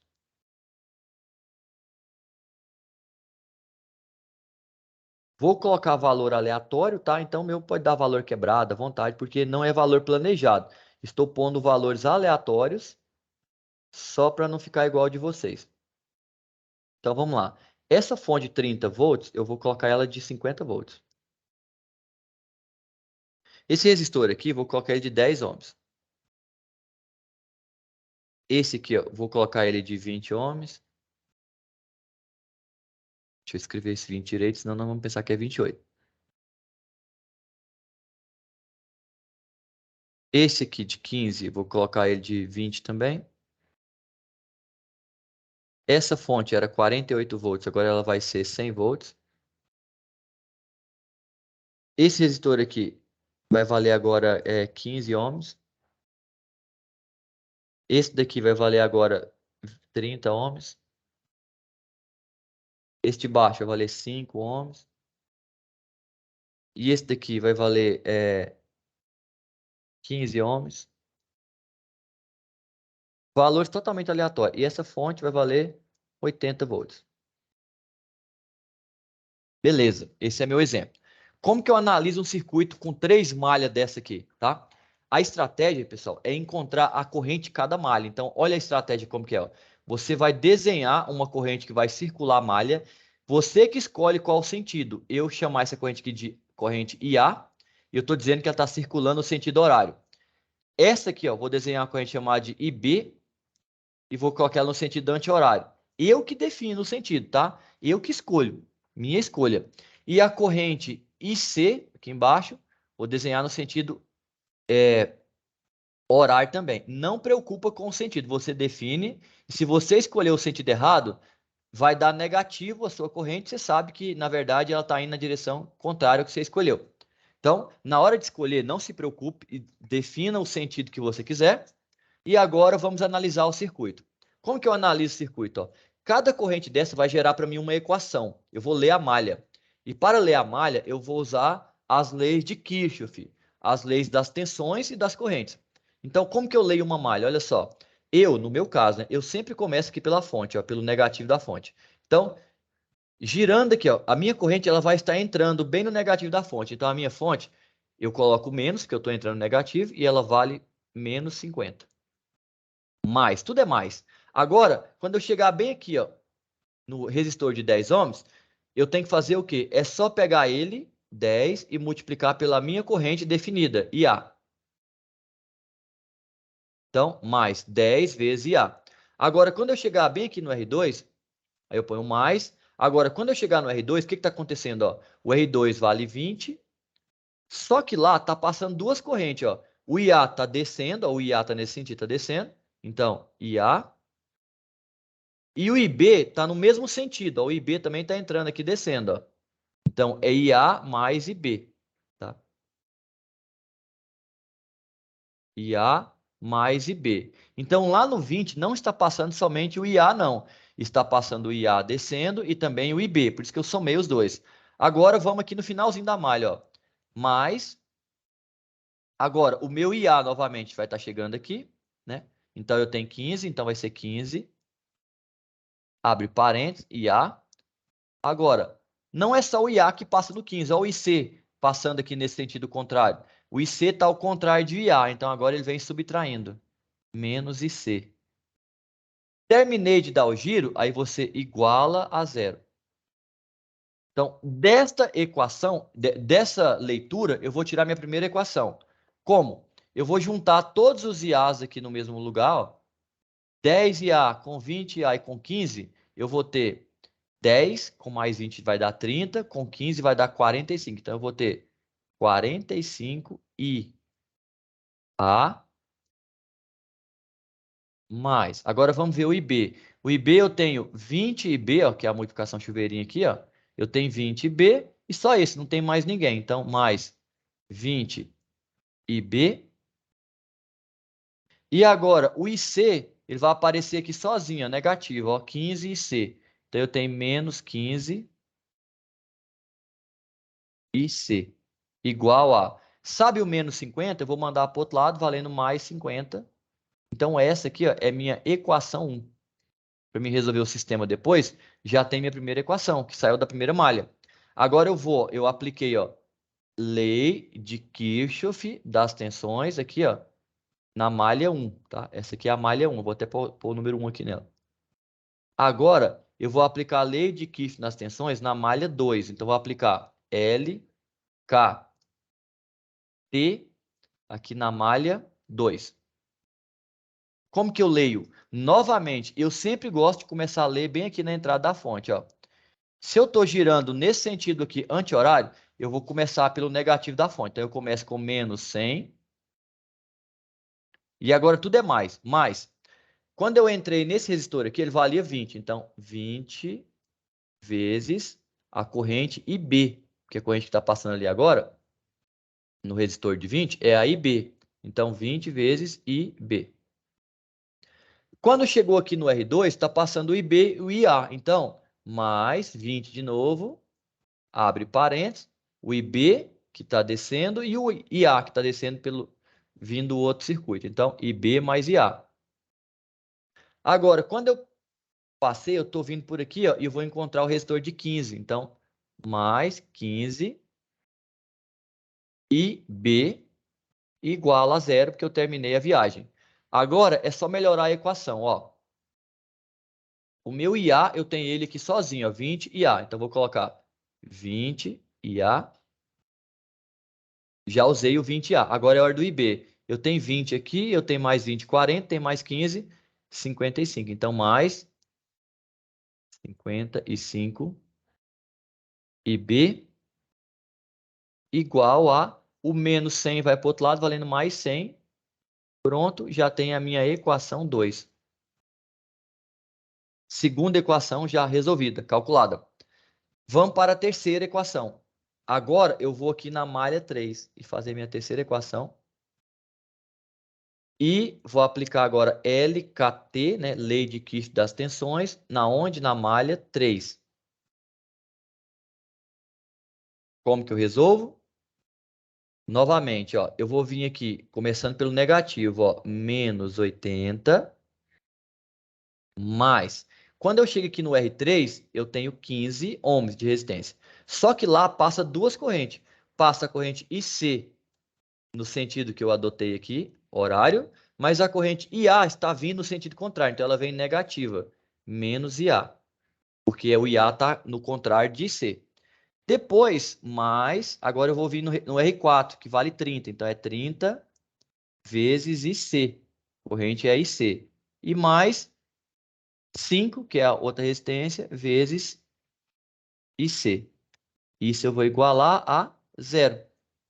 E agora? Agora vamos melhorar a minha equação, ó. Vamos começar pelo IA, né? Eu tenho aqui, ó, menos 15 IA. Então, eu vou colocar aqui, ó, menos 15 IA.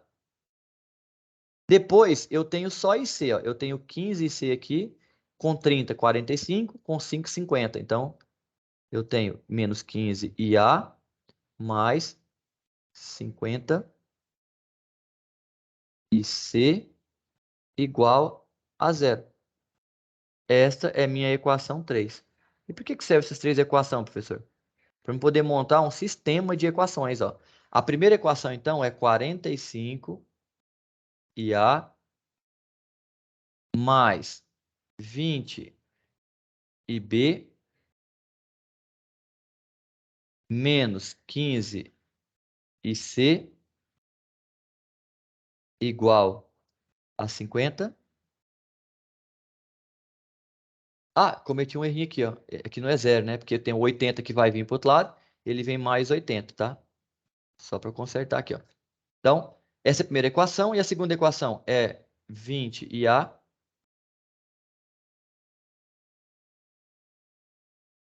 mais 55 IB.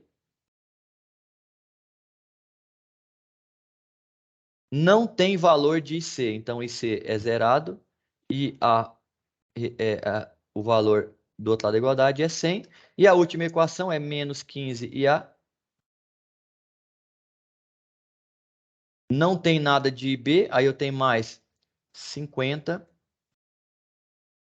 IC igual a 80. Pronto, as três equações. Agora eu tenho que resolver sistema. Aí o professor deve ter até explicado como resolver o sistema, o livro também explica, mas eu vou te mostrar para vocês aqui online, uma calculadora online de sistema, para você ganhar tempo, né? Não tem problema na atividade você usar a calculadora online, não, pessoal. O que vocês têm que aprender, como eletrotécnico, é aprender a resolver esses circuitos para você ter os resultados e analisar e dar a resposta para o cliente.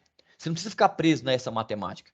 Então, a partir do momento que eu li o circuito e consegui montar as três equações, olha só, vou mostrar para os senhores, ó. A gente tem aqui na internet, ó, se você colocar aqui, ó, calculadora online de sistemas. Ó, na primeira pesquisa já aparece, calculadoraonline.com.br. Quando eu clico, olha como é simples usar.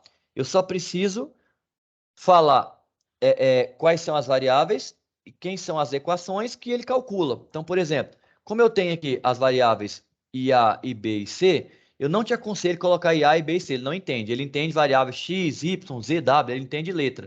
Então, vamos colocar aqui mais uma variável, a variável Z, que ele entende, X, Y, Z. O X, eu vou até escrever aqui, ó, o IA. Espera aí, deixa eu escrever direito. O meu IA vai ser o X. O meu IB vai ser o Y. E o meu IC vai ser a variável Z lá. Então, aqui na equação, ó, a primeira equação era 45x, 20y menos 15z. Então, 45x mais 20y menos 15z. Essa é a equação aqui, ó. 45, 20 menos 15 igual a 50. Então, igual a 50. Repara aqui em cima, ele já escreveu a equação para mim. Equação 1. Vamos para a equação 2. Quem é a 2? 20x mais 55y. 55y. Não tem z, então igual a 100. Olha lá, ó. 20x mais 55y igual a 100. Está aqui, ó. 20x mais 55y igual a 100. E a terceira vai ser mais uma equação, ó. Vai ser menos 15x, então é o menos 15a, mais 50 z igual a 80. Está lá a minha terceira equação. Agora é só vir aqui e clicar em calcular. Ó, cliquei em calcular, ele já fez a conta e mostrou para mim os três resultados aqui, ó. o resultado em fração ou em valor decimal. Olha o que aconteceu, ó. O X deu 1,13. Então, vamos anotar aqui, ó. A corrente é de 1,13 amperes, aproximadamente. O Y, né, deu 1,40, 1,41. Então, vamos anotar o Y como foi de 1,41 amperes. E a última, o Z, deu uma corrente de 1,94, arredondando. Então, 1,94 amperes. Pronto, encontrei as três principais correntes. Agora, eu resolvo tudo que eu precisar aqui. E eu vou fazer isso com vocês. Ó. Eu vou calcular a potência dissipada em cada resistor desse, para você ver como fazer. E depois eu vou montar um simulador aqui bem rapidão, para a gente colocar esses valores e vocês verem que os valores das correntes deu certinho com o simulador, tá? Deixa eu só recortar esse recorte. Não, eu tenho...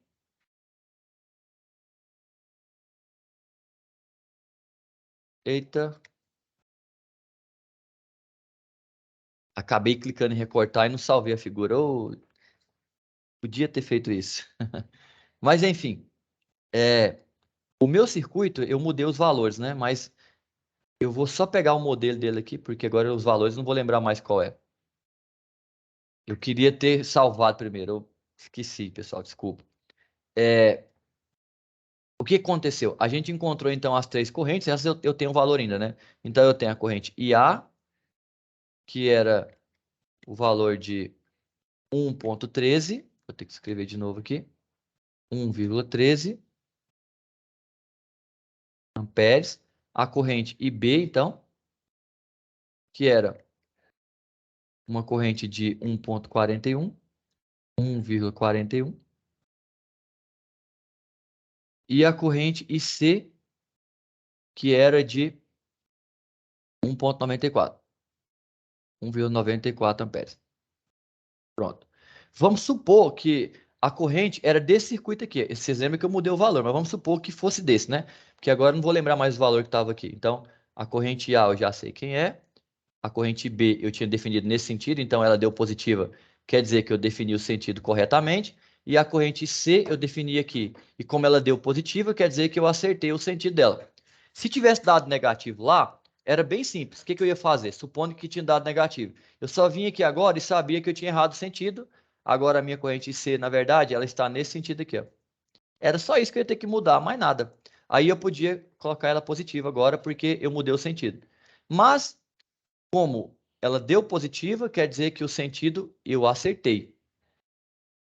Era no sentido horário mesmo. Agora que eu tenho essas três correntes, olha como é fácil calcular as potências. Ó. Ah, eu quero saber a potência dissipada lá no resistor R2. O que você faz lá no R2? Ó, é só eu saber a corrente que está passando aqui em R2 e o valor de R2, porque tem essa formulazinha aqui. Ó. É só eu pegar o R2 e multiplicar pela corrente que passa lá elevada ao quadrado. Da onde que vem essa fórmula, professor? Eu não lembro dela, não. Ela vem daqui, ó. Vou mostrar para vocês aqui no material de vocês. Ó. É só voltar aqui no livro. Ó, aqui no livro, quando eu estou estudando lá resistência, potência elétrica, né? Ele ensina a gente a calcular ó, a potência quando eu tenho somente a resistência e a corrente. Ó. É só multiplicar resistência vezes corrente. É essa formulazinha que eu vou usar para todas as potências. Então, continuando, ó. R2, porque eu estou no R2, e a corrente que está aqui agora, esse I, na verdade, que está passando aqui, ó, ele é quem? Ele é o IA e o IB ao mesmo tempo. É os dois que estão descendo aqui. Então, esse I aqui, nada mais é do que, então, ó, é eu pegar o 10 e multiplicar por quem? Por IA, que é 1,13, mais o IB, que é 1,41. São as duas correntes que estão descendo ali, ao quadrado. E aí, na calculadora, olha o que daria isso. Ó, eu vou pegar 1,13, vou somar com 1,41, deu 2,54. Vou elevar ao quadrado, ó, já elevei, é só clicar aqui, e vou multiplicar por 10. Então, olha a potência dissipada. 64 1,5 watts. Pronto. Descobri a potência dissipada no R2. Rápido assim. Por quê? Porque eu encontrei as 3 principais correntes. Agora eu junto o que eu quero. Aí que era a do R3, então. Porque a R3 também está aqui entre 2 correntes. Vamos calcular dela. Pessoal, lembrando que essas correntes não é desse circuito aqui, não. Eu tinha mudado os valores. É só porque eu apaguei sem querer aqui. Não lembro quais são os valores que eu tinha usado, tá? Então, esse circuito que eu acabei de recortar é o de vocês. O valor não vai dar esses 3 valores, não. Vai dar outro valor, mas o cálculo é igual eu estou explicando. Então, a potência de R3 é o quê? É o resistor R3 multiplicado pela corrente que está passando lá nele. Então, quem é o resistor R3? É 8. Quem é a corrente que está passando lá? Agora pausa. Está passando o IA nessa direção e o IC nessa direção. Os dois estão um contrário ao outro. Então, o que, que você faz? Você vai pegar o maior deles, então, que é o IC, né? Que é 1,94, que vai vencer a queda de braço, e vai subtrair do IA. O IA é menorzinho, então ele vem por último. E depois que você eleva ao quadrado. Então, olha a minha conta, ó. Calculadora, ó. Primeiro eu faço a subtração, ó. 1,94 menos 1,13. Aí depois que eu vou fazer elevado ao quadrado, e depois que eu vou multiplicar por 8. Então, olha a potência dissipada, 5,2 watts. Pessoal, estão conseguindo me acompanhar? Entendeu o que eu fiz aqui? Me responde aí, gente. Eu entendi. Entendeu, né? Como que eu calculei a potência dissipada? Agora eu vou dar uma dica, Uhum. chave de ouro para vocês, ó. Porque você tem que fazer o circuito 7 e também o circuito... a atividade 7, perdão. Deixa eu só voltar nela aqui. A 7 e também a 6. Como que eu vou saber se eu estou calculando as correntes certas? Depois que eu li tudinho. Vou te mostrar um simulador que você vai poder testar se seu cálculo bateu. Olha só, vamos lá no simulador. Lá no FET, simulações, a gente tem em física aqui, ó, simulações física. Eu tenho um simulador de corrente contínua, quer ver? Vou mostrar ele para vocês, ó. Ó. Kit, esse daqui, ó. Kit para montar circuito DC. Esse daqui, ó. Só clicar nele. Deu play.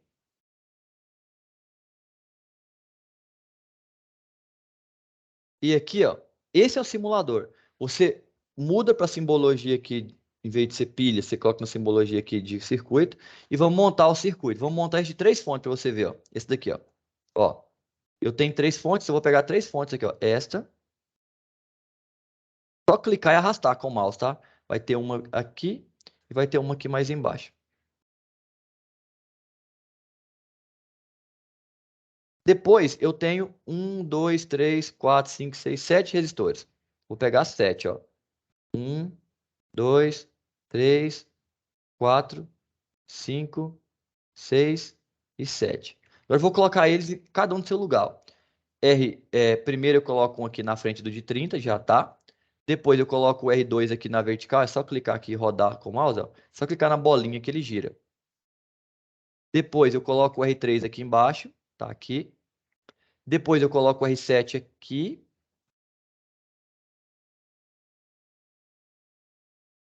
Aí eu coloco o R6 aqui embaixo. Aí depois o R4, ele também está na vertical, vou girar ele aqui, ó. Pronto. E depois tem o R5 aqui embaixo. Pronto.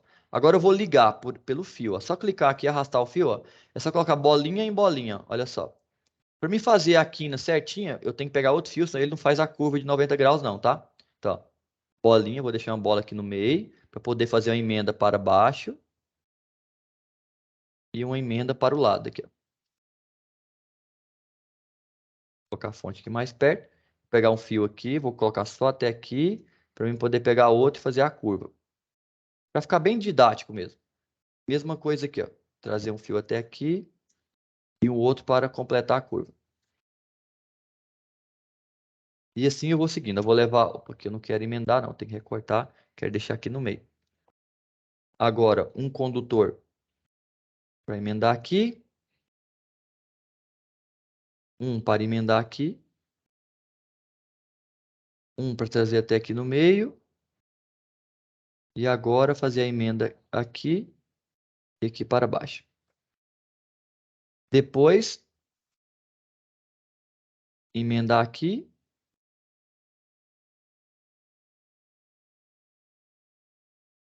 Emendar aqui. E por último, emendar aqui. Vou deixar esse aqui tortinho mesmo. E os valores, professor? Como é que eu vou saber os valores que estão lá? Eu vou clicar aqui em valores e vou colocar os valores do exercício. Ó. É 30, então eu vou vir aqui, que está 9, eu vou colocar 30 volts. Olha lá, 31, 30, pronto. Essa fonte baixa é 60, então eu vou clicar nela e mudar para 60. Tá, 60, pronto. Essa daqui é 48, então vamos mudar para 48. Pronto. Agora os resistores. 12, então esse vai valer 12. Esse vai valer 10, continua. Esse de baixo vale 8, então vamos mudar ele para 8. Esse aqui do lado, 10 e 15, então aqui já está 10, esse aqui vai valer 15. Agora de cá, 15 e 7. Então esse vai valer 15. Esse vai valer 7. Pronto, está meu circuito montado. E agora, como que eu vou saber a direção da corrente? É só clicar aqui na bolinha da setinha da corrente, ó. Ele mostra certinho pra gente, olha para você ver, ó. A corrente está saindo do resistor da fonte de 30, chega aqui nesse nó, ela encontra com a corrente que sai da de 48. As duas juntas se somam e passa aqui no meio. Chegou bem aqui, o que vai acontecer? As duas vão encontrar a que está vindo aqui da fonte, ó, de 60. Elas vão se encontrar, e aí uma parte vai encontrar que está vindo e a que está descendo, uma parte vai acabar de girar e voltar para o 48, e a outra parte vai descer e passar aqui por baixo para entrar no 60. Como que eu fico sabendo o valor dessas correntes? É simples, ó. A corrente IA é a desse ramo, olha lá quem que é ela, ó, 1.18. Então esse aqui já é até o gabarito, tá, da atividade, pessoal, não precisa fazer a conta, ó. A corrente IA tem que dar 1.18, a corrente IB tem que dar 1.13 e a corrente IC, que é a que está passando aqui na fonte, ó, tem que dar 2.11. Agora, aqui nessa resistência R3, por que a corrente está dando só 0,92? Porque aqui é a corrente de 2.11 vindo e a corrente de 1.18, que é o IA, vindo no sentido contrário. Então, uma menos a outra vai dar 0,92. Vamos conferir para ver se é verdade? Ó. Eu estou dizendo que se eu pegar 2.11, que é essa que está vindo aqui, a IC, né? Então, 2,11 menos a IA, que é a que está girando aqui, ó, que vai passar por aqui, ela vale 1.18. Então, se eu pegar 2.11 menos 1.18, olha o valor que vai dar, 0,93, olha o valor que está dando, 0,92. Ah, deu errado. Não, é só arredondamento mesmo, tá? Mas é a corrente IC menos IA. E essa do meio aqui, ó, a IA estava descendo com 1.18, a IB estava descendo com 1.13. Então, as duas vão descer juntas. Então, se eu somar 1.18 mais 1.13, olha o valor que vai dar, 2.31, que é o que está passando aqui. Então, esse circuito aqui, pessoal, vai ajudar vocês a ver se calculou certo, analisou certo. E se eu quiser saber as tensões, professor, tem jeito? Tem também, ó. Tensão por tensão, ó. Dá para saber a tensão em cada resistor, se eu quiser lá, ó. Nesse daqui, ó, tem 14 volts nele. Nesse aqui do meio, está dando 23 volts. Nesse daqui, ó, está dando 16 volts. Nesse aqui de baixo, ó, se eu colocar aqui o positivo do lado de cá, o negativo de cá, vai dar menos 7.1, porque eu inverti. A ponteira vermelha sempre é onde a corrente entra, tá? Por isso que deu positivo. Então, esse simulador te ajuda bastante a tirar a prova se você fez a conta certa. Então, conselho para vocês fechar a atividade.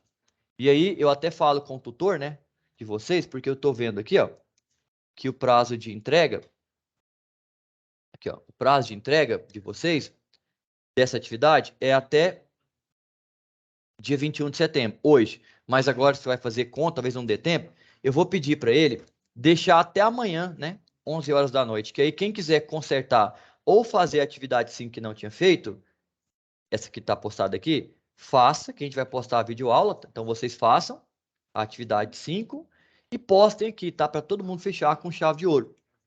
Certo, galera?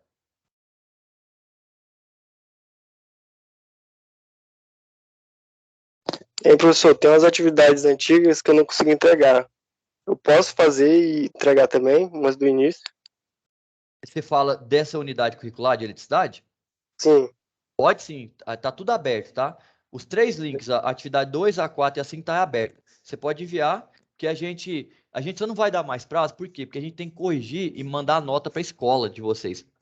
E aí tem o prazo para poder enviar a nota para a escola para ele juntar com a do presencial. Então, assim, a gente vai deixar aberto até amanhã, 11 horas da noite. Eu já aviso o tutor para ele alterar a data e ele mandar mensagem para todo mundo avisando que vai deixar aberto até amanhã, 11 horas da noite.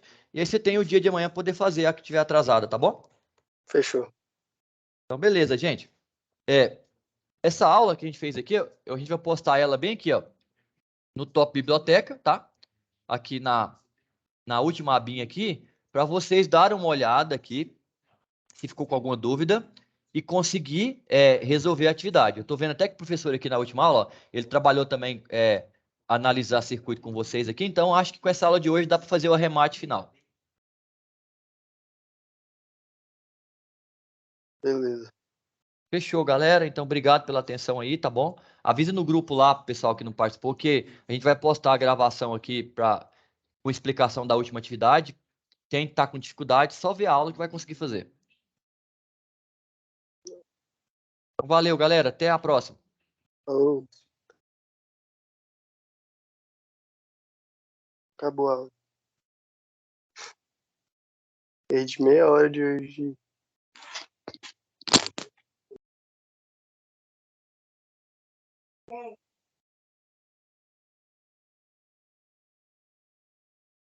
Eu quero que leve um banho porco. Igual tá. Às vezes que eu fui lá, a pessoa pegou e falou, nossa, bora lá, top, não sei o quê. Sempre vou, bora, vai gostar. Mas eu já tinha ouvido falar mal, né? Aí eu fui. Veneno, e depois eu ainda arrastei minha mãe. Minha mãe achou legal. Se tu não quiser ir, tipo, pra... Tu já foi no... Se tu não quiser ir pra banhar, é legal o olho d'água, porque é legal pra fazer churrasco, essas coisas, entendeu? Mas se tu quer ir pra banhar, é chato, porque é piscina. Já foi no Butantã? É. Tá legal. Como que é? A água É rio. Eu gosto de banho de rio.